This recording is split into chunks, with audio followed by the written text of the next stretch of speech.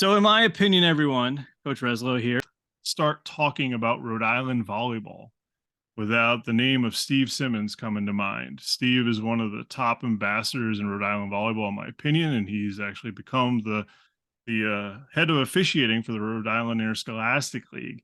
And I just think, when it comes to Rhode Island volleyball, he's one of the top guys, just a true believer in the sport, and we're lucky to have him. So welcome, Steve, to the ResV interview series, man. Welcome. It's an honor to be here. I'm super humbled by that intro, and a big fan of Coach Rez and Ref Rez and Rez in general. So Well, thank you, man. I appreciate it. Yeah, Ref Res is definitely a weird one. If you had asked me 10 years ago, hey, like you're going to be a referee in 10 years and not be a college coach and not be a high school coach, I would have told you you're out of your mind. But here I am as a referee, and I know I've told you, and I've certainly told other referees as well, that I wish I had gotten into it sooner, even during my coaching career, because it would have given me, and I believe it absolutely has given me, a different perspective on how the game works, what referees are looking at, what officials are trying to accomplish, and it would have made me a better coach. So I appreciate the situation I'm in now. Still don't have a crew to lead on with it, but but it is sort of fun. So yeah, welcome, man. Oh, go ahead. I'm sorry. I was saying I'm hoping that changes, because to be honest with you, Rez, you do a really good job. I mean, that's how we met. Was me. You remember correctly? Was me going to see one of your teammate. Well, at your time, one of the kids who played on your team, Pete Medici. Shout out to Pete out in Florida right now, living his best life. When you were coaching, and I always thought you carried yourself unbelievably well. Still do to today, and I mean, I can't say enough. So, for those of you who are looking for a college coach, in especially because I know his wife doesn't want to move, please, this man, he knows what he is doing. Oh, Steve, you're too nice, baby. You're too nice. And Rand. Oh my gosh. Yeah, I mean, look, I mean, I'm a men's volleyball coach. That's my expertise. I can do the women, but I prefer the men. And as much as my wife does not want to leave, you're absolutely accurate. We're Rhode Island anchored. Because of that fact, there's not much out there unless teams bring on men's volleyball. I mean, there's club teams everywhere, and certainly that's an option. But I'd like to be, I'd like to be NCAA, D1, D2, D3, and who knows? I mean, certainly at any time, the availability for or the probability of men's volleyball is an option for any of these schools. But I think there's a money component. I think there's a Title IX component. I think there's some other things that go into it. Yep. But thank you. Yeah, yep. That's how I believe. Yeah. So let's start with your background, and then we'll go into how we met a little bit more in depth. But yeah, take the floor. Personal background. Get it started, Steve. Yeah. God, I don't even really know where to start. It's so long ago. I mean, I don't really remember what I had for breakfast, let alone like how I got into this. Jokes aside, this is going to be the most honest answer you will probably ever get, and someone who actually got into volleyball. I had just graduated college. I was trying to figure out what I wanted to do in my life. And a friend at the time lived down in Orlando, Florida. His folks basically had purchased what would eventually be their retirement home, and they offered me to live rent free down in Orlando, just help him out with the utility stuff like that. And Yeah, hey, listen, how can you at 22 years old say no to living down in paradise, right? you cannot. I would have taken Right. that deal in a heartbeat. Exactly. It was so I did. And I was at the beach with him one day, and I was single, and there was a very nice young lady who was playing volleyball at an exceptionally high level. And I wanted to get to talk to her. So, to be completely honest with you, as soon as she was done, I went up to her with no game whatsoever. And I said, "Wow, you are really good.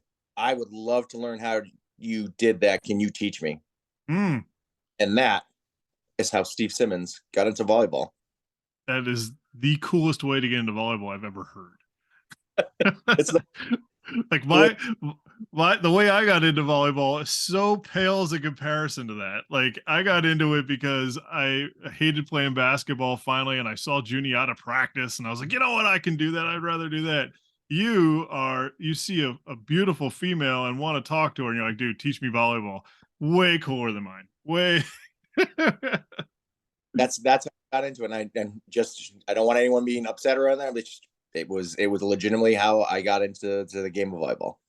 I I love it. I absolutely love it. So, I mean, that leads to my next question, which is sort of interesting. I have written down here, what was the key factor that made you fall in love with the game? I think we know, but but maybe you could expound on how you fell in love with the game itself.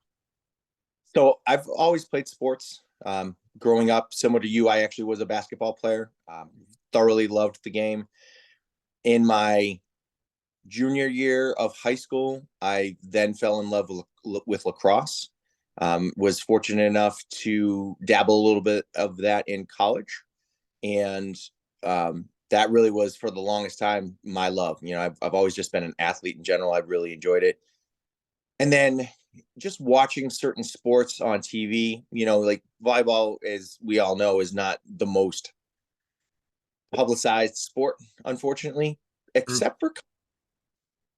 And if you ever notice, there's a lot of Olympic coverage around volleyball, which that is truly how I really got introduced to the sport, was watching the Olympics in 88 and 92, and then continuing on as each year went, and it was just always fascinating to me. So when I moved down to Florida, and I think most of the volleyball community knows Florida is one of the hotbeds of volleyball across the country, and it was so accessible, right? Mm, And I mean, admittedly, when in 98, when I went, the people who were playing were awesome and still are, but there wasn't you didn't see as many people who were scrubs like me, to be honest with you, playing. And really, you almost had to kind of work your way into like their little group, like I call it our tribe, right? Or our family. sure. That was my way in. And fortunately, she didn't slap me across the face and say, yeah, go away from me, creepo. And it was awesome, really, to get really in with that group. And really, like, that's really how I started, was not only to getting to know her as she's teaching me, but like for other people, right? So like other people are seeing her teaching me things, and then there are other people who are coming up and being like, hey, try this, like, you're Yeah. athletic enough. It was about 90 pounds before this thing came into play. So I could, I've never been quick, but I could move pretty decently. I mean, I could jump when I was younger, and like, they're just giving me tricks, right? Like little tips on how to do this stuff, in which I've always been impressed with the community. I know in basketball, like, this, I think, as well as anyone, like basketball, it's kind of like a guarded secret. Like, oh, no, no, no, no. Oh yeah. This is, Oh yeah. I'm not going to My, teach you anything. yeah, a couple of things. First off, I mean, a lot of people don't realize that volleyball is the second most played sport in the world. So, Yep. soccer's number one, but volleyball's number two. So that's one of the reasons it's featured often in the Olympiads, because that's a world, tournament for all those sports. And volleyball is highly publicized because it's a big, big deal across the world. All the professional leagues are in Europe, are in Africa, are in, Turkey, in Middle East. I mean, they're everywhere except in except in Rhode Island, certainly, but except in the United States. Yeah. However, there is some growth starting, so we'll see how that goes with AU and certainly the VLA and some other things as well. So, but really, it is a worldly event, and that's why the Olympiad really focuses on it. Orlando is gorgeous, and Orlando and California, Puerto Rico, those are the hotbeds of volleyball for one main reason: they can play year round. You can play on the beach all day, every day, from day one to day 365, and that's where you get all these really wonderful players. Because as we'll talk about, and I have talked about before with other coaches, a lot of it's just seeing and repping, like seeing all the things possible, situations you can be in and what the answer is. And the other is how many reps, because once you get 10,000 hours, you become sort of expertise at those things. So if you can play a lot, You can do a lot of good things. And I couldn't agree more with you on the community stuff. You know, when I was a college basketball player, it's a dog eat dog world basketball, man. There is a lot of tough people in there. There's a lot of stepping on top of other people to get what you want. I love the description of a guarded secret in terms of how to play and what makes you successful. Now, with all that being said, there's a lot of good people in that world too. I don't want to say that, the aggressiveness of it was sort of a downside for me as well. Like I wasn't really into that. And when I came to volleyball, I was immediately just so impressed with the vibe, the light, all that fun stuff. Like I remember in a match up at was it North Attleboro? It had to be one of the Attleboroughs, and I'm in a match, and we're at a match point. One ball hits off a block, and it's a micro touch, and the guy called it. He was like, "Yeah, touch, touch," even though to lose the match. And I was like, "That would never happen in basketball. I don't know." I mean, that would never have happened. I can't believe that guy just honestly called a touch on himself to lose a match. Like, I just blows my mind. And that was one of the things I was like, "Oh my gosh, like this community is completely different than the community that I spent, the first half of my life involved in." So, I absolutely understand that part. So, yeah, right on. Yeah. Yeah, no, it really did. It really blew me away just how welcoming they were. I mean, other than the initial, like, okay, are you serious about this? Or is this like, you're just like trying to impress someone? And it was really like once you put the time in, people Mhm, really are like, hey, he's really actually, he or she, sorry, mhm. he or she really trying to get in this, and people are really open to it. It's almost like, like we're for as popular as it is worldwide, for it not to be as popular here in this country makes me shake my head sometimes, and I just don't understand why. I mean, there is so many beautiful things about this game, and that's ultimately why, in my adult years, why I am a big believer that volleyball has given me so much. Now it is time for me to help give back to volleyball and help the sport grow, and I'm Mm, going to do what it takes to try to get that, especially here in New England, the apparent birthplace of the sport, in the, at least in this country. So I just can't see why yeah. we. Well, I mean, in New England, it is the highest concentration of volleyball. I mean, oddly enough, if you look at all the teams, all the recreation, all the stuff that goes on in the country, the highest amount of people participating are in New England. The problem is that most of it's pretty low level. Like you're not getting the elite players from around here. And again, the problem comes with weather. You can't play year round here because the winters are tough in New England. And because they're so tough, it's an indoor sport primarily, and there is no outdoor, and beach is as popular, maybe if not more than indoor. So because of that fact, you have a lot of people that love playing the game indoors, but you're not getting those elite players that are coming out of the New England range. More often than not, you're getting them from California, Puerto Rico, and oddly, and actually the other oddly enough is in the Midwest. It's funny how Wisconsin and Nebraska and some of these other Midwest areas where, again, it's just like New England. You can't play year round. It's all indoor, but they've made giant leaps and they have people that are coming out that are just monsters in the game. So I think, yeah, I like the idea of trying to provide more opportunity, because in the end, more opportunity is going to create better players. It just is. However, the other thing too is probably the fact that there isn't volleyball early on in school. A lot of times the first times players, both boys and girls, men and women, playing volleyball is their ninth and 10th grades year, as opposed to which could be the secret for California, Florida, New York, even certainly Nebraska and all the Midwest, is that they're playing right from the get-go. Like they're learning to play in their fourth and fifth grade years as opposed to their ninth and 10th grade. Right. Yep. I could not agree more with you there, and I think that's where ultimately I'd like to see New England go. Right? Is hey, Mhm. listen, It's a much safer sport if you look at the medical, injuries per athlete than a lot of the other. And it's one of those things too where you can play, into your 80s. There's always, Yeah. videos when the Senior Olympics come around about, women and men in their 80s, still out there thriving at the game. And, it's also one of the few sports you can play co-ed too. Yeah. When you think, right, like how many co-ed leagues, when we just talk about what's going on around, this area, I mean, their co-ed leagues are well outweigh the number of men's only leagues or women's only leagues in this Yeah. sport. And I'm not, maybe soccer might be something similar, but I don't even know Pickleball. if, yeah, pickleball. Another Fastest growing sport in America. Which is really just volleyball with paddles, but details. right. That's a whole podcast. Yeah, right. Like, well, I remember like one of the guys who was my guru when I started getting into volleyball, Dan Green. Like he was.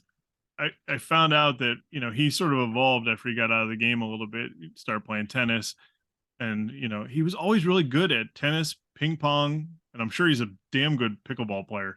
I mean, just the way that's with a net between, Dan Green's going to be good at it. Like it's just sort of what it's going to be, because there's a lot of similarity in terms of angles and how you're approaching your opponent and stuff like that.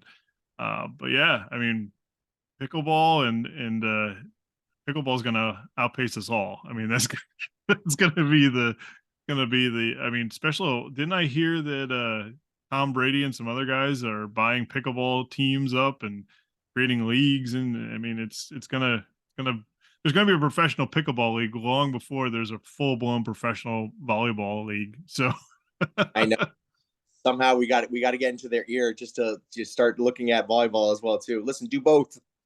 well, the problem, I'll tell you what, man, because I've been watching the VLA with a lot of interest, Yep. and I've been watching AU with a lot of interest, and one of the things that AU does better than VLA is that AU is actually more customer specific. Like they're focusing on their customers as opposed to the players. So they have a couple things that are going on. They have sort of a rotisserie type draft situation. So however well you do, you become leaders of the team, and they're drafted based on your level of play and how many wins you have and how many points you score. I don't know the exact algorithm for it, but they're trying to create into that fantasy draft type stuff that people really like. And the other thing too is that they have full match events. Like it's just one match, these two teams are playing, that's the event. And Yep. that's what people want. People, I mean, that's the thing that the NBA's gotten right, football's gotten right, baseball's gotten right. People aren't interested in watching you play a tournament, and the tournament play is what is attractive to the player, because the player gets to go play a lot. And that's, yeah, this is great. We have, that's what happens in the VLA. They have these tournaments that happen at sort of the juniors and the AAU tournaments. And it's great to see them play, but that's not spectator friendly. To sit through 5 matches to see what the playoffs going to be, like nobody cares. Like it's too much. What people want is they want to be able to take their date to an event, have some popcorn, maybe a couple beers, watch a match, and go home. They want to enjoy the event. And AU has it figured out. VLA has not figured that out yet. It's more player centric than it is customer. Yep.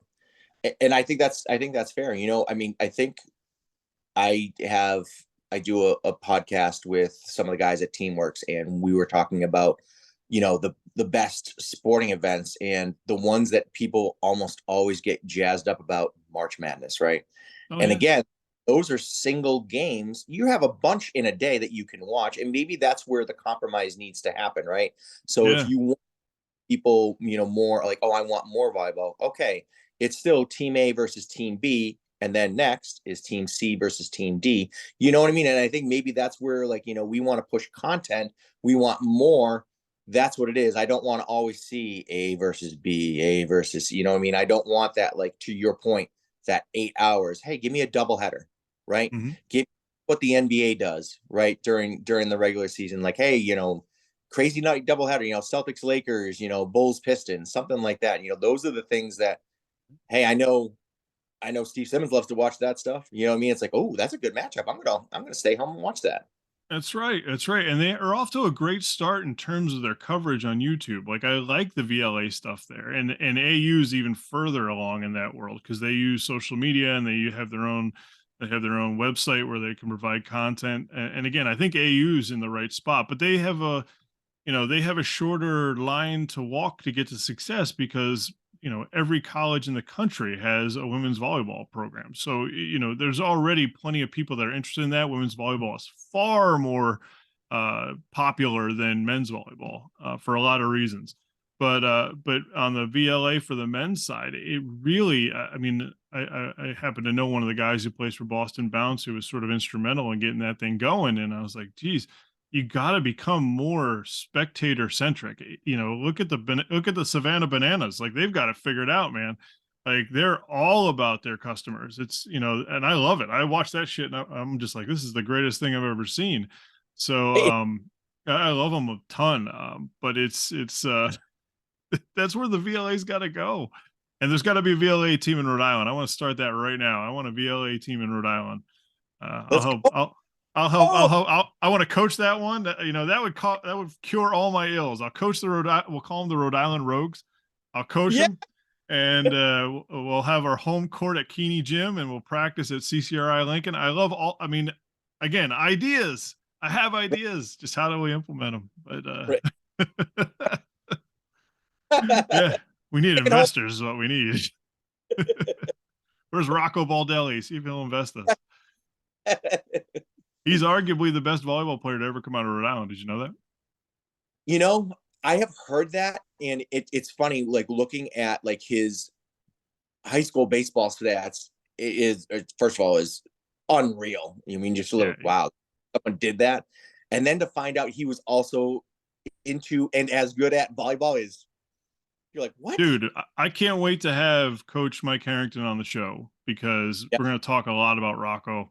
And I've been needling Coach Harrington for a while. Say, hey, I need a top 50 players in Rhode Island history, and you're the guy to do it because he yeah, was around from the very beginning and yeah, has continued to do it today. And I would argue that he's going to have Rocco one. He's going to have a kid out of North Kingstown too, which I'll let that be a part of the podcast. But after that, it's sort of a mess. But Rocco was the real deal. Rocco was a professional athlete, and a lot of people don't realize the difference between a good athlete and a professional athlete. yeah, Like I was a good athlete, but I was not near a professional athlete. yeah. Like I remember. Yeah, go ahead. I would say fair. I mean, like they're like, listen, I was a mediocre athlete, and I'm the first one to admit that. And it is like the difference between eh, mediocre and good, and then okay, you're a Yeah, professional. professional athletes are completely different. And you might be a good athlete and think you're real good, and then you come across a professional athlete and it's just different. The jump is huge. I Yep. was a pretty good basketball player and certainly college bound for somebody, but I was in D1 capabilities and certainly when I went to camps, like I'd be a very good guy until I met a professional athlete. And then I was just sort of average. Like I remember, one of the stories was Tim Thomas. I got to play against him. Oh Tim wow. Thomas went on to have I've actually played against quite a lot of NBA talent, but Tim Thomas is the Wow. guy that comes to mind because he was actually very coarse with me. but I thought it was pretty good. And then I'm running into guys like Tim Thomas, Malik Allen, and some other dudes that are they go on to have 10, 12, 15-year NBA careers. Yeah. And Tim dunked on me pretty hard and I tried to challenge it and I wasn't near him. And then he let me know all about it. And it was kind of like, that's the difference. If I'm a professional athlete, he might still dunk on me, but I might be at the top of the rim with him, but he just would overtop me like I wasn't there. And Right. I'm 6'6", like I'm a big dude, and I could jump all right at the time, but he's 6'10" and he jumps higher than I do, and he's more physical I'll ever be. And Yeah. then of course he's letting me know, get out of here, you don't belong here type thing. And it's like, yeah, he's right. Yes, sir. I'm gonna go run back down defense and yeah. Yep. Exactly. But Okay, sir. but that's the difference. And Rocco was that different. Like Rocco was next level. And to hear Harry tell the stories about how and you'll if you're a volleyball fan or a volleyball coach or a volleyball player, you'll get this. He would when they're serving the ball, and this is the only thing I'll take away from Harry on a story, but very briefly, when Hendricken would be serving the ball, the front row was Rocco, a middle and an opposite. Like Harry would give instructions to the middle to just go over and block the left. Don't even worry about it. Don't even start dealing with the middle. We're going to send two guys to block the left side. Rocco, you have the middle and you have the right side. And he was very successful at that. Yeah. And Rocco, I think he led the league in blocks. I think, they won one or two championships, and the one championship that I think Rocco took like 80 swings. Like, I mean, yeah, the guy was unreal. And then he goes on to be a professional baseball player, and now he's the coach of the Twins. So yeah. But then, just to finish that point, 2003, the seasons switched, and now you won't see any baseball players play volleyball. So, I mean, if you think about it, we won't get to see an opportunity to possibly have another Rocco Baldelli, because at the end of the day, you're going to make far more money being a professional baseball player than you are going to be a professional volleyball player. Yep. Yeah. I mean, listen, regardless of where they are, that you're going to run into that, right? I mean, wherever you put the boys' season, if you decide you don't want to do it at the same time as the girls' season, we're going to have to run into that, right? You're going to lose the athletes, period, one way or another. But it really is. It's tough to know from history to look at like some of those people who did play baseball and volleyball at that, as they're double sports. And now once you move those two seasons at the same time, it's like, oh, that's a bummer. Well, the reason it's sort of a bummer is because the baseball, throwing a baseball is very similar mechanics to hitting a volleyball. So Yep. you're going to have a lot more guys that can come in and make that swing move and be comfortable. Whereas, say football, maybe the quarterback throwing a football is the same, but no one else is doing that. Like besides the quarterback, no one else, everything's just catching and hitting and stuff like that. Lacrosse, I mean, I don't know enough about lacrosse. I can imagine depending on where you hold your stick to throw, there's some of that motion that is possible for a volleyball swing, but it's a natural move from tennis players and baseball players. So Yep. to eliminate them from the idea really drains the possible talent pool that you could actually, you utilize, especially in the high school level. So I was always negative about that season switch. I was actually in the middle of it. I was really getting started in the volleyball world in 03. So, my first couple of seasons, it was like, oh, this is different. But as a coach, I remember thinking I would much have them reversed, because Yeah. I don't want to be recruiting when I'm in season. I'd rather be recruiting when I'm out of season. So I don't understand why we made that switch. I mean, there are rumors, but I'm not going to go into it here. I would not be opposed to switching back, but I don't know what it would take to do that. And certainly, it's been like this for years now. It's probably not going to make a change. But. Yeah, All right. we can. Exactly.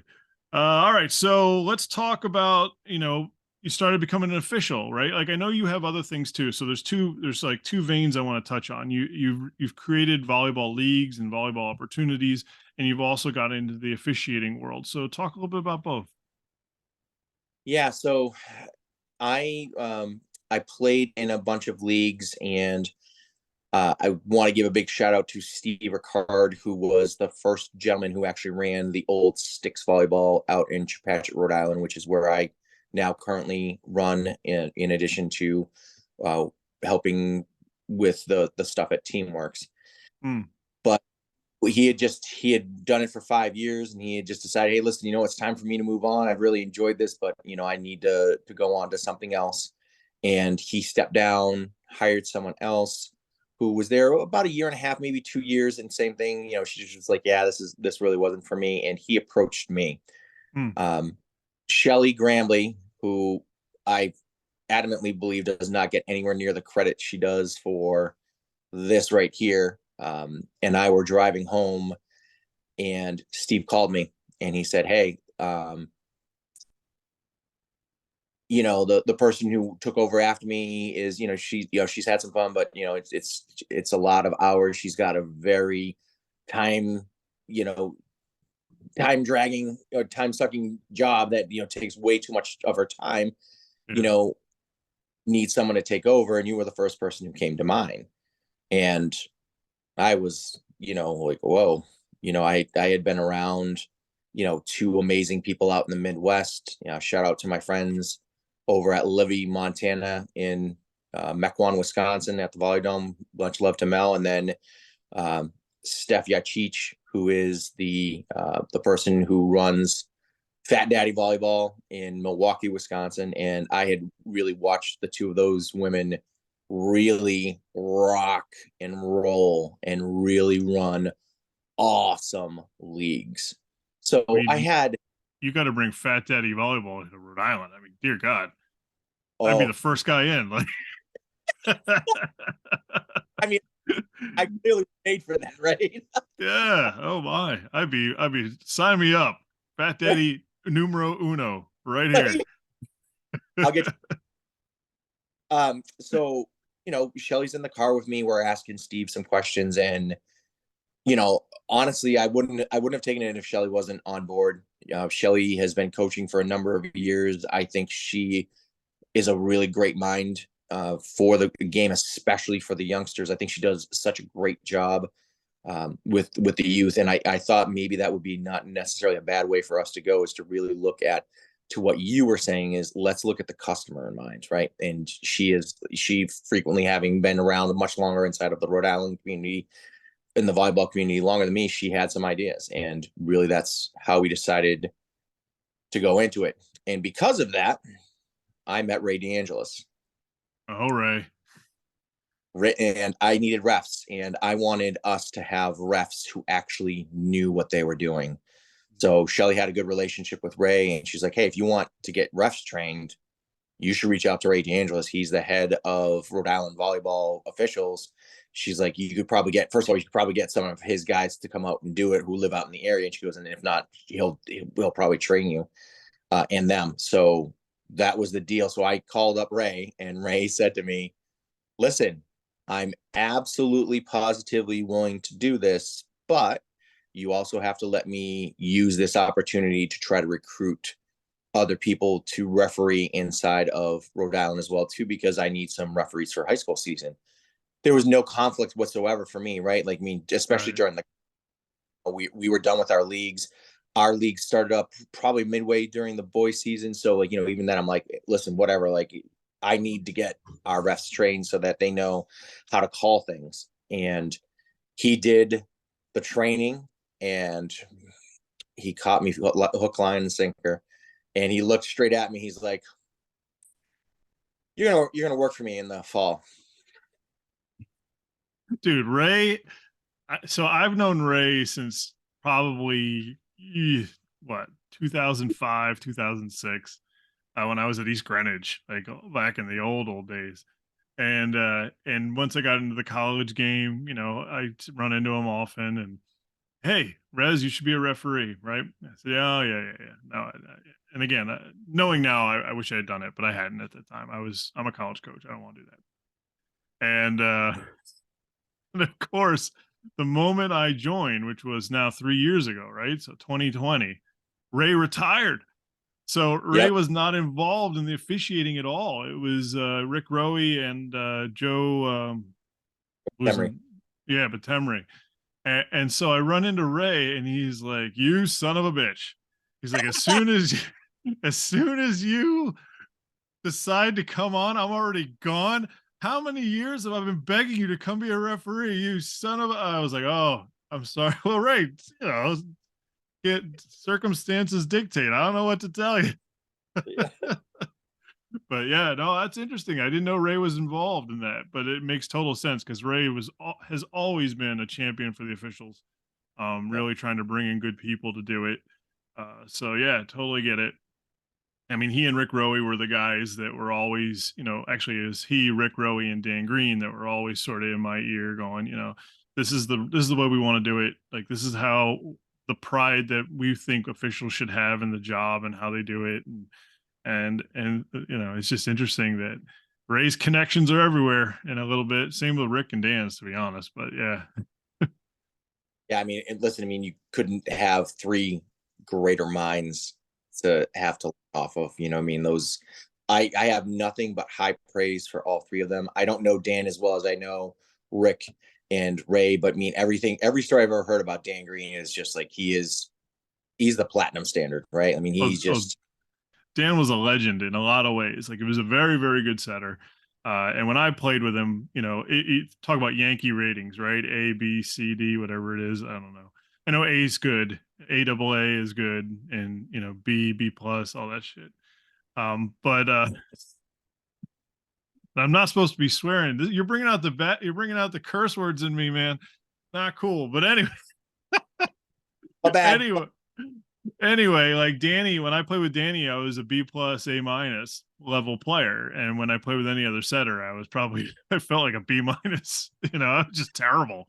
But with Dan, I was magic. But I used to love watching him work, the way he viewed the game, the way he understood the game, and officiating. He was very, very good, I thought. Yeah, But so good, he was also massively intimidating. He was the head coach when I started for volleyball. I was the assistant, and I'd be on the bench with him. A match would be happening. He'd see something. As soon as he would stand up, and just with a forceful stand up, the referee would change the call. you know, like he had this intimidating way. I was like, oh, Dan Green saw it differently. We're obviously wrong. Like, we're gonna change it. I was just mystified. Again, talk about the differences between volleyball and basketball. That would never fly in a basketball game. Like, stand up and argue, and the referee go, sit down, dude, you got nothing. But if Dan Green stood up, all right, maybe we should think about this. Come back over when you talk about. Oh, yeah, actually, it was the other way. yeah. Oh, it was wild. It was so wild. Oh my gosh. But yeah, those guys, man, really top standard in my opinion as well. I totally agree. Yeah, no, it's awesome, and it's funny you mentioned Dan Green would stand up as a coach and get a call change. I look at some of the refs now, like yourself, like Rowie and Dan, when a coach would literally like start arguing, and the three of you just look at that coach and kind of give him the look of like, Listen, yeah, yeah. I mean, it's certainly for those guys. I think they're far better officials than I am, but certainly, in my opinion, for me, there is sort of some credibility I've earned through my career. But at the end of the day, we try to get it right. I mean, we're going to talk about refereeing next, but we try to get it right. Like, that's all we're trying to do. And certainly, if you're leaning on us trying to get calls, it just doesn't work when you have officials that have been doing it for a long time, seen so many matches, so many plays, so many different ways. Like, yep, yeah, you can lean on us, but we're still just going to look, see, make the call that we see. right. Listen, I mean, I'm the first one to admit, if I'm unsure, I'll call over my R2. I'm like, hey, listen, I might have actually gotten that wrong. Walk me through what you're saying. I'm replaying it in my head right now, and I'm Hmm. kind of if I had this, what did you see? And I try not to do that too much. I think you and I have had a good conversation before about credibility. If you do that too often, at that point in time, you're asking for coaches to question everything, right? Once for like a really tough call, hey, sure, people understand, like, oh yeah, that I'm not even so sure as the coach if I'm actually making the right call. I mean, I've had coaches come up to me before after a game and say, yeah, I was pretty sure, and then I replayed it in my brain, and then I wasn't quite so sure. I'm like, hey, that's what was going on with me up at the ref stand as well Right. too. Right. And I think limit those. I think that's really where you're going to get that type of respect inside of the coaching community. And I think me being honest, with some of those coaches, be like, hey, listen, this is what I was thinking too. I think I've been lucky enough to get some of that respect as well too, especially being a newer person to the Rhode Island scene. I mean, I've only been here in Rhode Island for 10 years, and I mean, I've been reffing now. I think this is year 6 or 7. So I mean, Mhm. when in terms of the tenure we have inside of our ranks in the referees. I mean, there are guys who have way more tenure than me, and I feel comfortable saying that I feel like I have pretty good rapport with the coaches because I'm very honest, and I don't look for stuff, right? Like Yeah. I Yeah, just to piggyback on that, the relationship and the respect and the credibility goes in two directions, right? So, like as a coach, when I would work with officials, there were officials I liked and there were officials I didn't like, and the officials I didn't like were the ones that tended to tell me I was wrong, right? So, like if I'm on the bench and I see something happen and I think you make a bad call, and I stand up and I'm like, hey, like I clearly have that differently. If you're looking at me and you just say, look, man, you're wrong, I'm like, I'm wrong, really? Like, okay, and now we're combative. Whereas if the official is more, hey, look, you may have seen it that way, coach. We saw it this way. I can talk to him if you want, but really, we're not going to change it. This is where it's going to be. And it's like, all right, at least you've heard me. At least you've understood that I have an issue with the situation. You saw it differently, and that's okay. Like, it's totally okay for you to see the situation differently than me, but acknowledge my existence to say that, like that's my job, especially at the college level, where oftentimes, I mean, the Division 3 is a little bit wonky, but D1, D2 wins are your job. Like, if you lose a lot, you lose your job. So, right, wins matter at the college level. So if I'm complaining about something, it's because it's my livelihood. It's what I do. So again, the acknowledgement matters. And then as an official, if you're able to be able to have that quote unquote bedside manner, I think it matters a ton. Hey, look, coach, I dig what you're saying, but we saw it differently. Or, hey, I may have missed it. I'll look for it next time. Or, and again, you don't want to say it too much because you don't want to give this idea that you are missing a ton of stuff. And really, you shouldn't be. I mean, I did a match the other day. We missed one obvious thing, which was actually mind blowing. yeah, But just a back row setter attack, and we had to stop the match and overrule it. Should have had it way earlier than I did. Um, but everything else, like for the most part, it should go smoothly. There should be pretty cut and dry plays. You get some weird stuff, right. but at the end of the day, 90% of the game should be pretty cut and dry. And certainly people are going to beg for tips. They're going to beg for things off the block. And if you don't have it, you don't have it and you just move on. But you don't want to keep questioning yourself, right? Yep. Ball gets blasted out of bounds about 10 feet, right? And you're looking at it and the ball doesn't change direction. It doesn't even change spin, but yet the outside hitter is claiming, I got touch, I got hands. No, you didn't. We're moving on. Like you definitely get the obvious ones right. You definitely get the ones that are significant. But if you miss a micro touch, what can you do? Like the eyes can only see what they can see. Right. I wholeheartedly agree, and I think that's the big thing too. I agree with you. I think you have done both. You have your foot in both worlds. Do you feel as though things have gotten better in the last couple of years?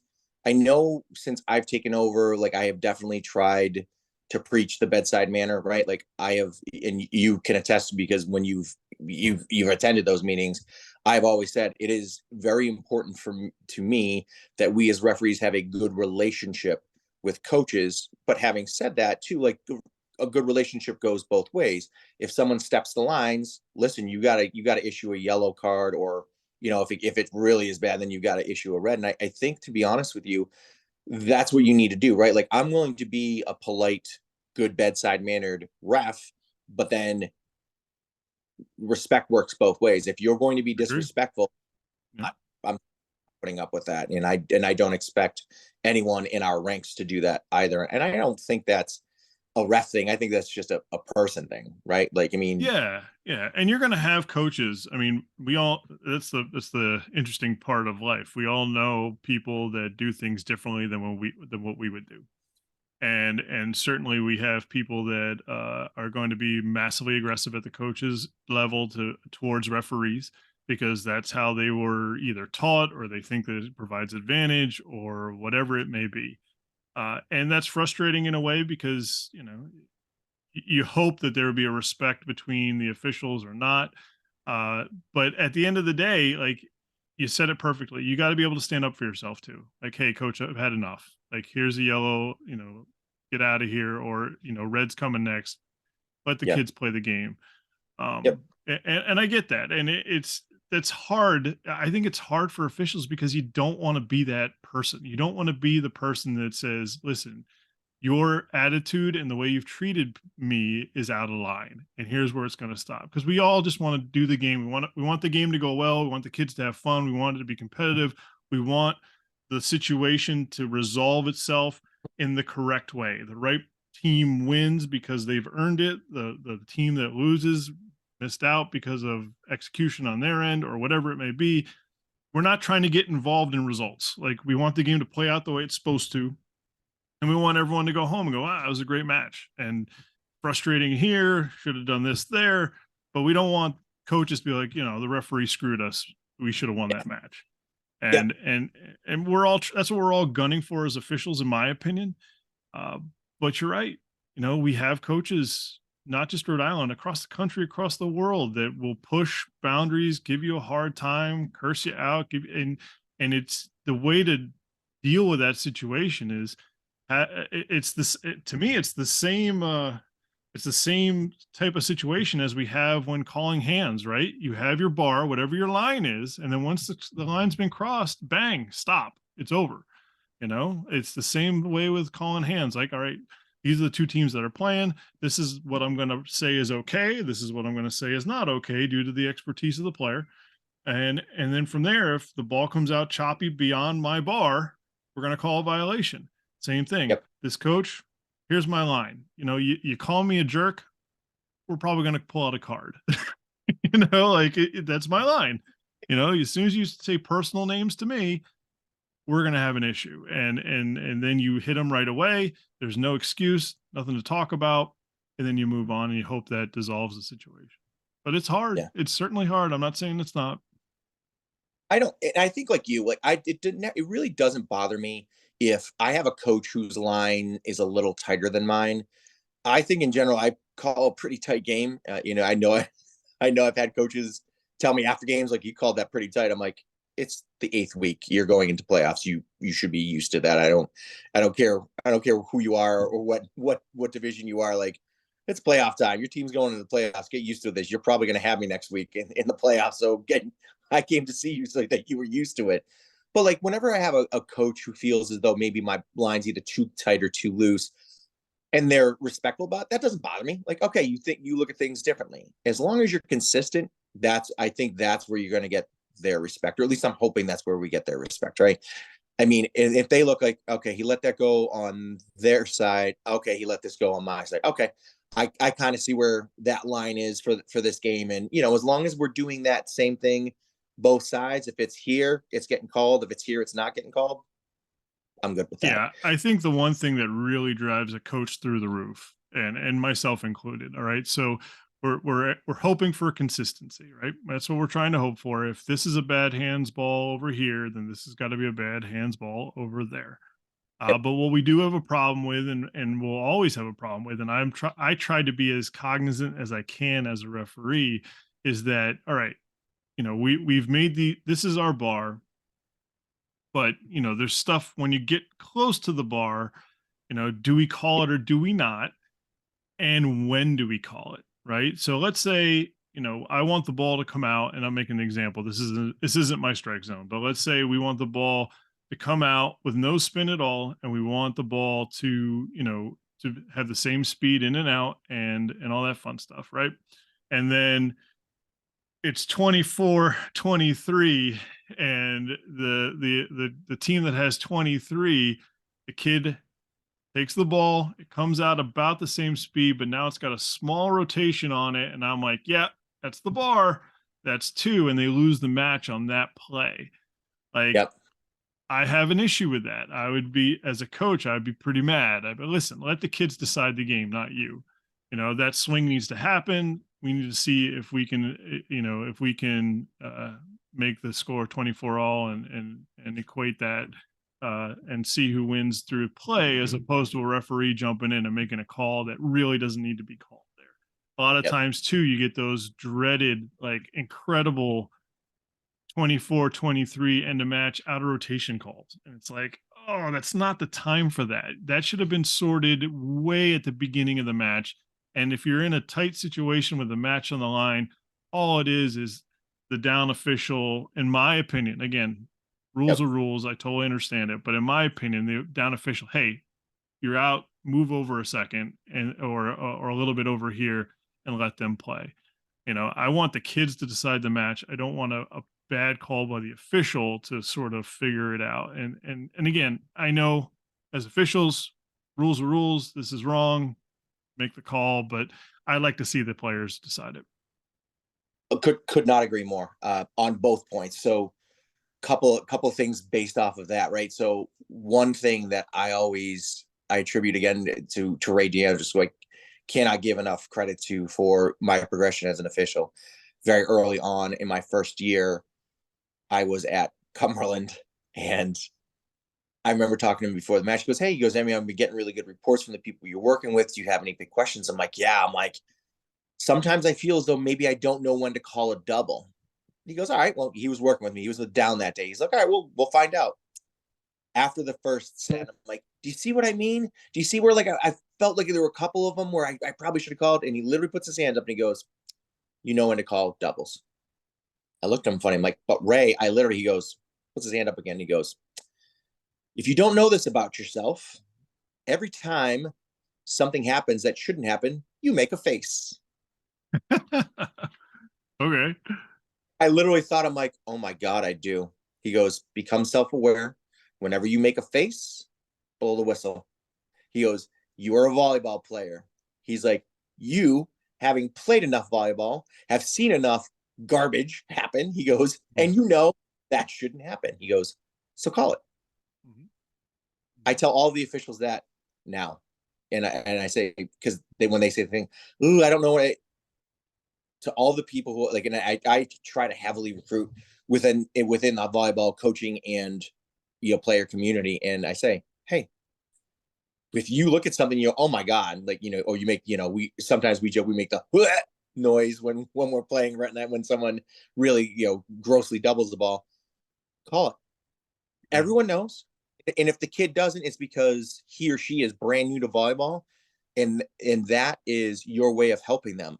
I'm a big believer that we as officials are there to help coaches. The number of coaches who will literally, especially for the JV or like the first couple of weeks in varsity, will come up to me and be like, "Thank you for calling him or her, because I was telling them all throughout practice, hey, if you do that, you're going to get an official that's going to call that." And kids are probably, like kids, listen, well, I was the same way when I was a kid. We think they know everything, like, whatever, what do you know? And then all of a sudden, blow the whistle. This past week, I literally had a coach, and I'm not going to say the coach's name. Literally, after I called them for a lift, the coach literally yelled as loud as I've ever heard a coach yell, "I told you that he was going to call you for that." It took everything in me not to just really laugh out loud. Like, I literally had to do one of those touching my nose things to recompose myself. And as I got down off the match, I started to talk to him, and I'm like, "So we went over that in practice, did we?" And the coach was like, "Oh my God, I have tried to tell him so many times. No, you got to get that out quicker, or like, not as quick." And I think that's what one of our things is in trying to grow the game, right? You and I are big believers in doing the game the right way. And as rules change, we'll adapt. But for right now, with the present set of rules that we have, hey, let's teach these kids how to do it the right way. Not only just for how they do here in Rhode Island, but because we are going to have kids who are going to go elsewhere, who are going to go play elsewhere in other places. And if we teach them the right way, and as the official, my job is to help reinforce what you as the coach are trying to give them, those good values, right? That makes them ready for playing in Kansas, Nebraska, Yeah. Florida, California, internationally, right? Whatever it is, like, if we do our job to help you as the coaches, then we're doing right by the kids. And that's to me one of the more important things.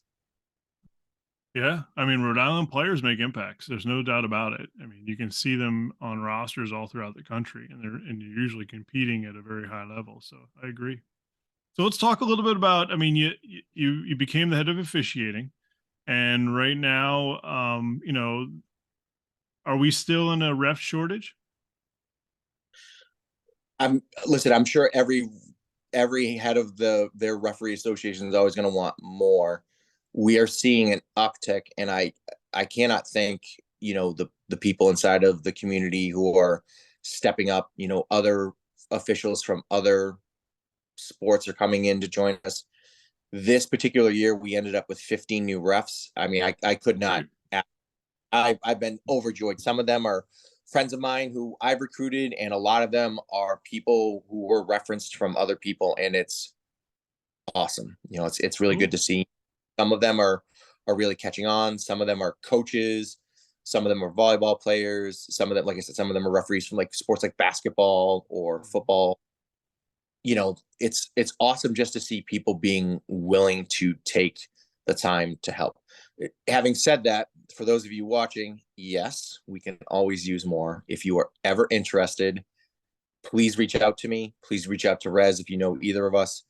We will make sure that we get you the training to make sure that you do it right, that you're not, oh my God, what am I going to screw up? The new training, I try to get as many people as I possibly can to do adult league games off to the side where we're literally not even impacting the game, so that they can look at this. Oh, here's what you would call, here's what you would do. And then I put you with someone like Rez who knows what he's talking about. Guys like Rick Rowe, guys like Henry Latondra, like, Baba Ruda, Brian Hesford when he does the girl season, guys, just to name a few. And there are so many more, that are out there that do a really great job of training the young kids.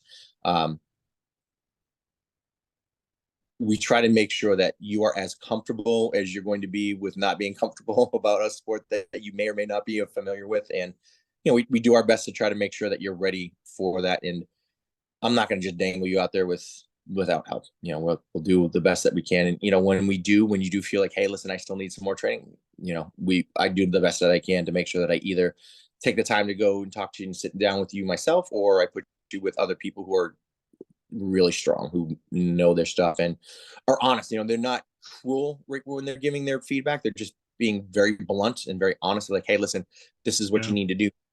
More crisp on your calls. Sometimes they'll do the things like, listen, you need to even out your line a little bit. You need to be a little bit, more consistent. And, and it's tougher, admittedly, for someone who didn't play the game or didn't coach the game. But some of them pick up really well. Like, I have a gentleman who just started this year who I have super high hopes for. He's been reffing basketball for a number of years, and he's picked up on it just like that. And it's awesome to see that there are just some people who figure it out, and for the who maybe need a little bit more time and a little bit more encouragement. Hey, listen, we've been there. I mean, I don't care how, I'm a big believer that everyone in this world is extraordinary at something. And I truly and firmly believe that. There are many things that I feel pretty confident about my capabilities of, and there are plenty of things that I am just awful at, and I mean god awful at. Golf, for one. If you want a good laugh, Rez, go golfing with me. You will laugh so hard, you will have the best ab workout. In fact, I might put out a video just so people could actually golf club. It's awful. Like, Charles Barkley's swing probably looks better than mine. Oh no, say it ain't so. Yeah, it's awful. I don't have like a clunky swing like his. There are plenty of times I don't hit it past the women's tee. I'm not even. Yeah. Oh, yeah. Well, I don't golf at all. I gave up on that a long time ago. That sport's too hard for me. If we're gonna go hang out and we're gonna do something cordial, I will opt more like doing a wing eating contest than I will go play golf. So, Boy, let's go. So, Steve, I got the toughest question of the interview. You ready for this one? And feel free to decline. But acquiring minds always want to know, come playoff time, how do you decide who gets those playoff matches as the head official? That's actually a really good question. I really sit down and I look at the body of work that the officials have done. And listen, I try to make sure that all of them get playoff games in some capacity or another, right? Whether they're the R1 or the up ref, the R2 or the down ref, or lines judges. everyone works really hard, and I firmly believe that. So I try to make sure that everyone gets at least one match, at least as a line judge, if nothing else. But for like the tougher matches, like finals, semis, I look at the people who I gun to my head. If I was to be involved in a volleyball game and I would want them to referee my match and call as close to a perfect game as possible, those are the men and women that I call on, and there are a group of people who have done it for a while. There are some newcomers. This past year during the girls season, I had someone who did her very first finals, and she did epically amazing. And I was really so proud of her. Shout out to Sherry Hurd, who called probably one of the best games I've ever seen. And that was the first time she had ever worked with finals. And those are the people that I look at, right? And it's not always about tenure. It is just literally as I watch them work, and we have those. I mean, you know as well as I do, I always have conversations before, during, and after matches with the refs, and it's really just like, hey, what you thinking? How'd you feel here? And it's those people who take the time to really put through, the thought and effort. And it's not always one thing I definitely want to dispel, because I know some people think this generally as a generalization for referees. It's not always people whose philosophy of reffing I agree with. There are plenty of referees who have a much different philosophy than I do of reffing, who still get those finals matches because I know they're good at it. And that's ultimately what I'm looking for. Those who have been the most consistent, those who have really done what I think is right for the game. That's who gets it, and I try to do a little bit of difference between the girls and the boys, because we do have a lot of overlap. Now, for the one we don't, there are some people who can only do the girls or do the boys. Like, those are the ones that, if they're one of these refs who are way up here, hey, yeah, I'm gonna try to make sure that I get you one of those big matches, whether it's a semis. And one thing I think sometimes people forget, semis is just as important as finals. I mean, you determine who goes on to that finals game, and you've been involved in some of those games. You know what I mean? Like, and sometimes those semis games are just as hard to officiate, if not harder to officiate than the finals. Yeah, I would say harder. I mean, what ends up happening in those semifinal matches is that you often get a better game than you do in the final. Like, the finals are strange. They're always been sort of a strange item for me. And now, granted, I never made one in the college ranks. I was always in the semis. But in terms of watching those final matches, there's a lot of pressure. There's a lot more of pomp and circumstance that goes into that just at the beginning. And certainly, more often than not, you don't get your best match. Like, you sort of get one team sort of figures it out, the other team doesn't. And Yeah. and it's not always. I mean, we've had very good 5-set thrillers in finals throughout the years, and certainly even recent years. But I always felt that semifinal is more of a grind than the final, because it just, one team sort of breaks through in the final. Like, they just break through and it's sort of over. Whereas in the semis, it's just an absolute war, and both teams are just throwing the kitchen sink at each other, and and the coaches are working super hard, and it's a harder match. And I've done I've done a couple semis, and it's, as an official, especially come playoff time, you try to be the best you can be. Like, you don't want to let anything interfere with the result being natural and correct. And that's sort of how you try to do it. So it does take practice. It takes time. It does take a lot of reps of seeing a lot of games, and getting a good feel, and seeing how things work, and being able to make correct calls under intense pressure.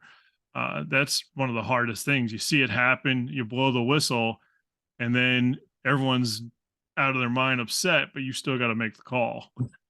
And you got to be like, this is what happened. This is what I saw. So it is it's a hard line. But it does take, I like your response there. I understand where you're coming from in terms of how you assign it. And that should be every ref's goal, is to get a final, or a semifinal. Like, you should be wanting to get into that situation and do the best you can, and it's a great environment too. It's a wonderful environment to be in. Yep. Yeah, right. You mean the semis, the finals? I mean, you're talking about packed houses, standing room only. You're looking at people who are extremely invested in their teams, and I mean, I personally love it. It's great to see those people that invested. And listen, I mean, there's a lot that has been talked about fans overstepping bounds. And I will just say this, while I understand that that is your child, that is your best friend or your neighbor's kid or something like that, and we understand your passion for supporting them, which I absolutely love. Passion done correctly is awesome. I don't even mind some of the more unique chants that some of the kids come up with. I mean, honestly, some of them are just, if you weren't an official and you had to be, stone faced about everything, I would be sitting in the sidelines laughing about some of the things that they've said before. I'm like, that's Oh pretty yeah. good. Oh yeah. Well, part of the problem is that in today's world, there's a worry, a very big worry of things being said out of line, litigation, and all that stuff, and it sort of handcuffs the crowd to be what they're going to be. Trying to find that line of, hey, this is not appropriate. You can't say that, or you can't do this, Right. versus real intense packed house cheering and home court advantage and stuff like that. And I think schools are terrified, like they don't want to be in that situation, so they would rather prefer to just stifle all of it. And I think that damages the fandom and the sport itself, like for all sports, by that way. And I don't know the answer to it. I don't know how to fix it. I don't. I mean, I would guess it would just be like, hey, can we all just lighten up a little bit? It is. It's a weird state of affairs these days, and quite frankly, as an official, like there's not much you can do. Like you can tell the site supervisor to sort of chill those guys and gals out, but oftentimes there's no site supervisor at all. Like I was one of those guys that one time had to go into the stands, which is just ridiculous. Yeah. And it's not what we're supposed to do as officials, but I had to go yell at a group of students like, listen, man, don't do this. You can't say this, this, and this. Just be Yeah. fans of the game. Yeah. Cheer for your team. But I really think there's a fear that, like, if someone says something wrong, they're gonna get sued or worse. So it's really weird out there. I think so. For those of you who are watching, and if you don't mind me just taking a few extra minutes to talk about this, Red. So here are Of things course. that RIIL, and I would say probably the NCAA and others in general don't want you saying. So if you're like, hey, what can I and can I not say because I don't want to be that guy or that girl? In the RIIL specifically, I know that they don't want you calling out names or numbers with a negative connotation, right? Like 17, you stink, things of that nature. Right now, if you want to say boo, you know, EG Central, whatever. Hey, listen, that is okay. That is still okay for you to cheer against. We would obviously prefer you to say go EG, go Central instead, cheering for your team, but we understand that. Similarly for refs, right? If you want to boo a call I make, that's okay. You're allowed to. You had a different view of that, similar to like what we talked about with the coaches. That doesn't bother me, and that shouldn't bother refs. Like, hey, that's fine. You had something different than me. There's nothing wrong with booing, right? Like that's part of the fan experience. And like I've gotten booed, I will get booed again, I'm sure. I have to live with that, right? Like I'm gonna make a call, and I'm gonna live with it. I mean, in sometimes I'm right, and then sometimes I will go back and I will watch the video and I'm like, oh, that's why they were booing. Yep, they were right. I was wrong. Been there, We all, yeah. yeah, right, exactly. We're all gonna have those. We're all gonna make mistakes. We're only human. We're calling what we see at a split second moment as best we can. But as long as we stay away from things like that, noisemakers. Funny, I gotta give this story. So I'm going to name the school district, even though I probably shouldn't, but I'll take the heat. West Warwick, last 2 years, they have a cowbell. Love it. Now, it's in the book, you're not supposed to allow artificial noisemakers during the match, but I'm a big believer that as long as you don't use it during the actual play time, right? Like from the moment I blow that whistle for serve until I blow the whistle to end the point, as long as I don't hear an artificial noisemaker, we're good. right? If you want to get all jazzed up, if you want to ring that cowbell afterwards, whatever. I think that's fun. I think that's good for kids to be able to like, hey, cowbell's our thing, you know what I mean? Or whatever it is, right? I don't care about that. Now I had a game where one of them was still, ringing it during, I'd beckoned for serve and they're ringing it. So I blew the whistle twice. I said, hold on a second. I'm like, hey, and I addressed the crowd right from the stand. I'm like, hey, here's the deal. If you do that after the ball is dead and before I blow the whistle, I'm okay with it. But as soon as I beckon for serve, as soon as I blow that whistle for serve, until the play is over, I don't want to hear that. Are we good? And I believe it's the principal at West Warwick. Awesome. Could not say higher things about her. She took care of it, whatnot. And like I told her after the set, I'm like, I'm fine with the cowbell. Just during the game, like let's think of it like golf. I don't want those things coming on. Right. And a lot of it's being done to try to affect the server, right? So the server's back ready to serve. And as they toss the ball in the air, you got a Vuvuzuela going, and it's like, like you can't. I mean, at the professional level, you can, but these aren't professionals. These are student athletes. So you kind of have to bring it back to, I like your idea there. Like, hey, before and after, but not Yep. during. And I think that's the way to play it because you want the kids to blow off steam. This is the place to blow off steam in a Yep. gym, you know, in a supervised area with a lot of fun stuff going on. This is what's needed for and if you think about school in general, all the pressures that go with high school, academia, social status, all that stuff, like you do need a way to blow off steam and enjoy yourself and this is where it should be. This is where we should be celebrating that and letting these kids do that.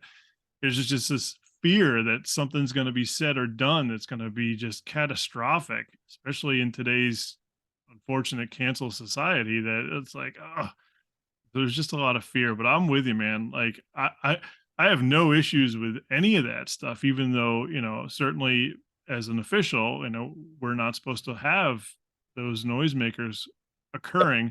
And it's got to be done right. And it's got to be, I don't go out of my way to break any of the officiating rules, but if we can do it in that proper way, I don't see the harm, and I wouldn't have a problem with it. But the moment that it goes over the line and somebody's serve is wrecked because someone blows a foghorn or a cowbell, like we're gonna replay it and we got to get rid of that thing. It's the way it's got to be. So to finish the story, so I had them. I believe that was either the first or second match of their season. I had them two other times, no issues. It was a playoff game, and I beckoned for serve, and someone starts doing it, and I again double whistled. I turned around. I said, "Hey, you guys remember me from before? You know the rules. Once I blow that whistle for serve, no noisemakers until it's done. Then go crazy, have fun, all that other stuff." And literally, as I start to say that, one of the kids in the stand goes, "Dude, you know the rules. You can't do that during the serve." I literally listen. This is amazing. Dude, you had teenagers follow your direction. That's really hard to do. So Like, what? it's like when I went into this. It's like when I went into the stands and I said the cheesiest thing ever. I was like, "Listen, now I'm in charge, and here's what we're gonna do." And you can't say this, this, this, and this. And in unison, they're like, "Yes, sir." And I was like, "Oh my god, they listened." And I got back on the stand. I was like, "That was amazing. I can't believe that worked." Didn't have a problem with it for the rest of the night. Right? Oh my gosh, it was unbelievable. Like, All right, so go ahead. Yeah, I would say I think kids are in general respectful. They just need to be told sometimes, like, oh, because I mean, I don't think those kids genuinely didn't know. I don't think they were trying to be jerks, right? They'd seen it on TV, right? They'd seen it at a professional game. They'd seen it somewhere else. And they're like, hey, that's pretty cool. I kind of want to do that too. And it's as long as you set those parameters. And I didn't make a big deal. Like I didn't, to your point, yeah. when you were referee say you're wrong. If you handle it in a certain way, like, hey, as long as you don't do it, then we're all good. We good? Okay, good. Let's play on. And you move on past it. You don't make this monumental, epic, end of the world deal. Kids would be like, oh yeah, that makes sense. Okay, cool. Let's go. And you didn't single a kid out. Like one of the things that happens is that you'll see the kid who's actually doing the thing And if like you put him on blast in front of everybody, now you've made an enemy, right? So now you've caused a situation where that kid, like, all right, screw this guy. He just singled me out in front of the whole crowd as a problem. You want a problem, buddy? I'll give you a problem. You know, Right. whereas, hey, look, we all know the rules, guys. Don't do that. You know, we're trying to have a good match here. We've kept that kid's involvement that was sort of out of bounds in anonymity, and now he can just say, oh yeah, all right, that makes sense. So again, bedside manner matters a lot, and how you address the situation. Yep. Certainly you're going to have kids that are out of line completely just because they want to cause trouble, and that's a whole different world. And certainly, and really that's where the site supervisor or the principal or vice principal, or that's their job to deal with that kid, not you. But certainly how you handle it matters. It really Yeah. does, and it's going to lead to either a smoother transition into the next phase of the match, or you're going to have somebody who's looking to give you a hard time from start to finish, and how you it's going to get worse. So, And listen, yeah, I go ahead. West Warwick crowd, I absolutely love them. They're so energetic, and I love the energy, and I think that's ultimately what it is. You know, like they do a really good job of cheering on their teams, especially in volleyball. And I don't want to damper that. Like, you and I have had a lot of conversations about what COVID did in Oh, terms interactions, and I'm not here to like clamp down on anyone. I just don't see it unless it's past the line. And shout out to West Warwick and the Wizards, that whole group. Keep cheering on your teams. Thank you for being respectful during all these other times that we've had, and good luck this year. cool. So I got three more questions for you. There's sort of my interesting ones. Okay. First off, what's one thing that you think parents should know that they probably don't about the officiating situation? And then you could add players and coaches as well. That we care. I Yeah. think many times, I think officials are thought of as like they're just a bunch of meanies up in the stands just looking to punish, and we're not. Rick Rowe says it best when he says we are here to facilitate a game, not punish. And Mm, I agree with him more. It's honestly one of the things that I've really tried to referee with that in mind.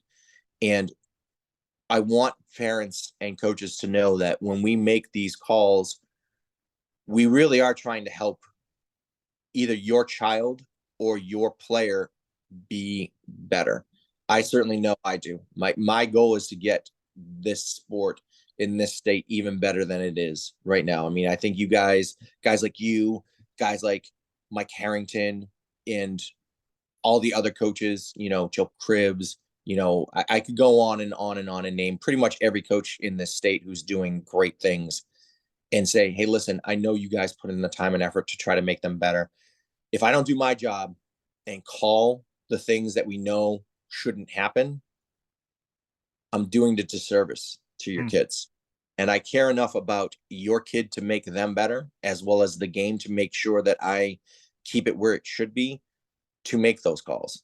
As uncomfortable as it is, like, listen, you hit the nose up, you hit it right on the nose before when you said, I don't want to be remembered. I would love to be able to walk into a gym, walk out. I don't even need to be thanked. I literally just want to, walk in, walk out, to my job, and not even remember. And in exactly what you said, I want that game remembered for what those kids did on the court, not the calls that I made. And if yeah. I've done, I have absolutely excelled at what I should be doing as a referee. But as My a, two goals. My two yeah, goals, Steve, is to walk in the gym and no one go, oh man, not this guy. And then to not be remembered. Those are my two goals as official. for you, because you have a very big presence. Like I do not want anybody to like, oh God, official Reslow's here. That means it's gonna be a disaster. I want everyone to be like, oh, isn't that guy doing YouTube weird stuff? What an idiot. All right, let's move on. Yeah, you need to talk about, if not today, in a future podcast, about your first experience of being recognized inside of as your ref. I feel talk to him about that. I thought that when you told me that earlier today before we got on this, made my heart happy just to Oh see my things. gosh. Well, I mean, yeah, I mean that might be a whole different story because I'm not. I started this whole thing with the idea that number one, I was bored. I mean, I have no team to coach. And at the time, I wasn't working in sports at all. I was working for a local government, and it just wasn't for me. And so I sort of created this ResV thing, and then I sort of viewed it as, well, I mean, this will be my contribution to volleyball, and I'll provide, some decent highlighting of what's going on in high school Rhode Island volleyball. Girls, boys first, then girls came on, and then after that, like, I was challenged by, I'll leave his name out for now, but I was challenged to see if I could provide 3 sets of content a week, and I was like, all right, let's see what I can do. And then I just started talking and providing more information on YouTube and stuff like that. And again, my goal is to help. Certainly if something bigger comes of it, I will accept it and love it. But really, more than anything else, it's like, what could I do to help coaches? What could I do to help players? What could I do to help officials? What Yeah. could I do to help fans? I mean, I know you were a fan of that video that was sort of uh, here's what the officials seeing to the fans, like parents, fans. This is what officials do, and here's how it works. And this is why you should give them a break, because this is how it's all going to design. Yeah. And certainly, I've increased my media presence a little bit in the Rhode Island world, and I ran across a kid, and he was like, "Hey, you're the guy." And I was like, "Yep, that's me." I guess. I don't know. I'm a guy. I don't know if I'm the guy, but I'm a guy, and I'm going to call your match today. But yeah, Yeah. I think the one thing you don't want to be is you don't want to be the official that everyone sort of groans like, "Oh, this guy's going to call our match, or this lady's going to call our match. This is not going to be great." So Yeah. your intentions as an official matter, and certainly you don't want to be that person that is deciding games. And 99% of us don't. Like, we want nothing to do with that. We want the kids to decide it. We want it to be done the right way. So Yep. I don't think it's really an issue per se, but I think you're spot on.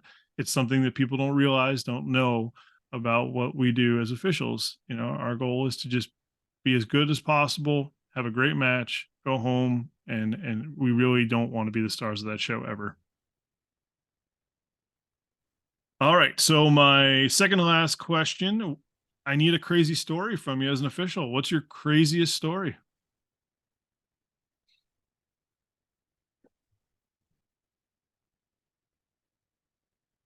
Wow.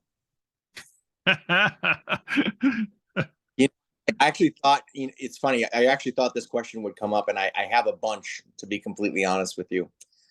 This time I will not name the schools that were involved, but I remember I had a call where a ball was hit. As the R1, we have a line that's very close to us. That one, and this is one thing maybe you also don't know as coaches or officials, you or parents, you do now that you ref. Oftentimes, the line that's closest to you is more difficult to determine if it's in or out than the one that's further away from you because of the way Mhm. the angles. So it was the week before playoffs, and I had a ball that was hit by the outside right down the line. The defense had put up a double block and basically was forcing them to hit down the line, and this young lady absolutely hammered the ball. Like, it was really quite an impressive hit. And from the training that I had received from Ted Tracy about trying to get my eyes quickly over there as the up ref, I'm like, oh, I know this young lady well enough. I had seen her a couple times. I'm like, she's gonna go down line. And I got my eyes there. And from my angle, I was pretty convinced the ball was out from looking at where it landed. The line judge on the right side, who I had spoken to during the match about being a little bit more attentive, wasn't really able to give me anything. The other line judge, unfortunately, was blocked by the player. Mm. Thought the ball was in, and then my across the way, my partner, who had probably the best view out of all of it, was like, no, it was out. So I called them all over, and I made my final decision. And the coach at the time basically shouted across, which is, for those of you who don't know, it's what you're supposed to send your floor captain over. You're not supposed to shout across, but I respected that coach enough that I addressed it because there were enough boos going on in the gym, and I figured I'm going to kill two birds with one stone. And after I had given the final decision, boos start raining down from the team that I ruled up against, and I literally turned my head without looking at the parents or the sideline, and I just yelled, "Enough!" And they all stopped. With one word. It really was one word. And then I proceeded to station and explained to the coach why I overturned the call that I did based off of this. I'm like, he has a better, the R2 or the down ref at the time had a much better view of that. And as I looked over at him, because I wanted to confirm, like he was in perfect position. There was no one in his way. He would have had a much better view of it than I did. And, I explained eventually. And after I end up talking to the coach, I say, if you want anything further, you need to send your floor captain over. I'm like, we're not supposed to have this type of dialogue. But, again, this takes the crowd out of it right off the top, right? Now they're at least hearing, oh, this is why this was being done. The floor captain did come over for one other further clarification. She also happened to be the one who hit the ball. And, eventually I ruled it as an out. And I'm like, regardless, wow, that hit was super impressive. She's like, thank you. I'm like, next one, I'm like, keep swinging. I'm like, I know the next one will be in for you. And, those are the things I think that it was just wild for me to just literally not even look at anyone. I think it's probably because I didn't look at anyone and just said enough. And that was just like, okay. It was the wildest thing I think I've ever had happen. That's a good one. I like that story. Enough. That's what you need. You need a shirt that says wild card volleyball on the back. It just says enough. Enough, I tell you. Had enough of your nonsense. Oh, all right. We've been talking for a while, my friend. Good stuff. Last question for you. What does the future hold for Steve Simmons? But more importantly, what does the future hold for Rhode Island volleyball? I'm hoping, let's talk about Rhode Island volleyball first. I hope good things. It's awesome to see some of the higher level players give back, guys like Tom Ambrose, who are working with groups like South County, people like yourself, which let me fanboy for people for a second. Scott, I mean, I cannot tell you how proud I am of you. And this is not at all to be disrespectful to the powers of be that were involved with the decision that occurred, but you were dealt a pretty awful hand. And I'm not sure most people would have been able to do what you did. And you picked yourself up. We had a really good conversation. I remember one night in league where, you were just like, and I'm like, yeah, listen, but look at how much you have accomplished. You have an amazing program. You have influenced the lives of some amazing young men who have gone on not to just be great volleyball players, but to be great people. And you are now doing things inside of the community to help others. And you're giving back to the game in ways that people like me can't. And it's impressive. And I am so proud of you for doing that.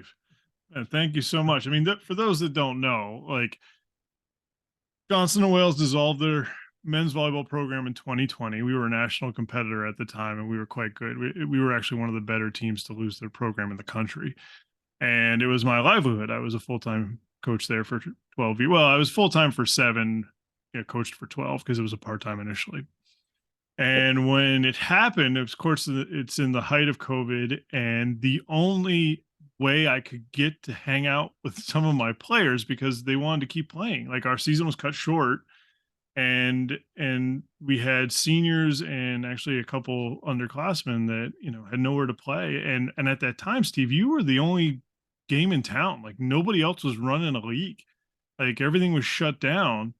And it was the only place where we could play without masks. It was the only place where we could actually play volleyball.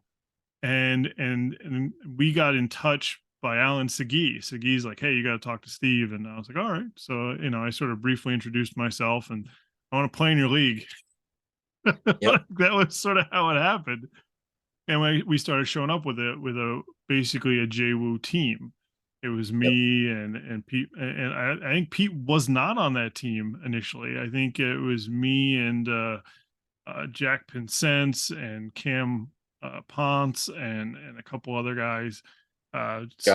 Kyle Eva was on that team for a little bit. JJ Bassett played with us. Like all these, Brendan Baker played a little bit with us, and it was all alumni from J Women's Volleyball. And then, one night after the match was over, I I may have had an adult beverage or two, and it was it was me and Jack, and I don't know who the other was. Ben Lynn there? No, it wasn't Ben. It was somebody else. Josh was there to start. Yeah, and then you and Shelly, and I just unloaded on how I was feeling about the whole thing.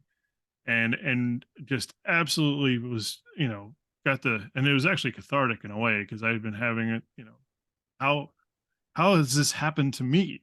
Like, but it was something that was outside of my control, and certainly, I hadn't earned that situation. It just sort of happened, and then you also ran a senior night for the guys that didn't get a senior night, which I thought was just the coolest damn thing ever. Like, I mean, nobody else gave two shits about what happened to us, and especially at Johnson and Wales, like they just cut it, and didn't even give us another thought, which was criminal in a way.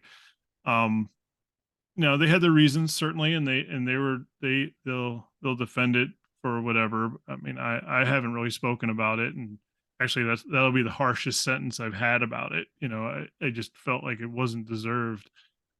But they're a private company. They can do whatever they want. And they felt that this was the way they had to go forward. And, it affected a lot of people, and it is what it is. It's unfortunate, but you were the guy that ran I couldn't even make it. That's how bad it was. You ran a senior night for my guys, and I couldn't make it. I was indisposed doing something else, which was awful. But, You're out of yeah, but the fact that you did it was just, I mean, I couldn't thank you enough how you treated my kids that were sort of given a raw deal. So yeah, man, like, thank you so much for your kind words. I appreciate it. And I'm happy to help as many people as I can in the game.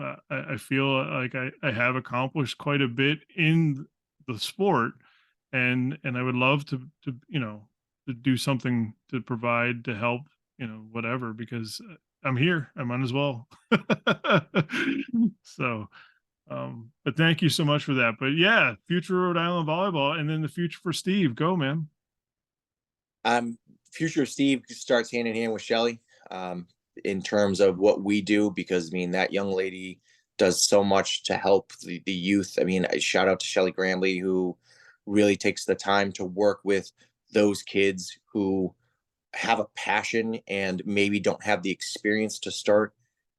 She has worked with so many young boys and girls for their start of the game, and it's not as the thing that impresses me most about Shelly is not so much what she does to get them of in terms of their abilities up, is she really helps them grow their love for the game.